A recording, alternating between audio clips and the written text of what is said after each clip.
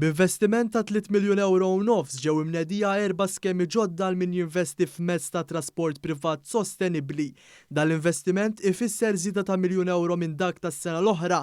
Il-Ministru għat-Trasport Ian Borg qal li dawn il-miżuri huma eleġibbli għal dawk kollha li xtraw dan il-mezz ta' trasport sostenibbli mill-ewwel ta' Jannar ta' din is-sena. Din ninċentivaw l-użu ta' jekkux karozzi tal-elettriku, muturi tal-elettriku u anke roti. Naf li ta' kull sena jkun hemm talbiet u anke pressjoni sabiex dawn l-iskemi joħorġu.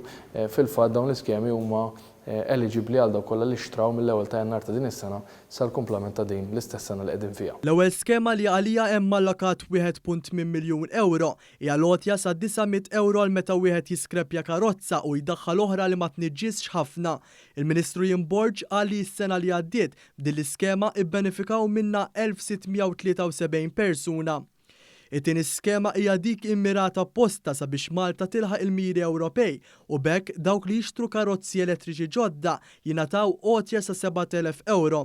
F'din il-kategorija tapplika wkoll rifussjoni ta' 25% meta persuna tixtri mutur elettriku. Għal dan jistgħu japplikaw ukoll laqdiet, kumpaniji privati u kunsilli lokali. Is-sena l-oħra minn din l-iskema benefikaw kważi 300 persuna. It-tielet skema hija l-għotja ta' 200 euro meta xufier jimmodifika l-karozza u jġibha taħdem bil-gass. L-aħħar miżura hija l-għotja ta' 10,000 euro lil dawk il-kumpaniji u individwi li għandhom it-taxis jew trasport ieħor tal-pubbliku u li jkunu se jimmodifikaw il-vettura tagħhom biex tkun waħda aċċessibbli għal persuni b'diżabilità.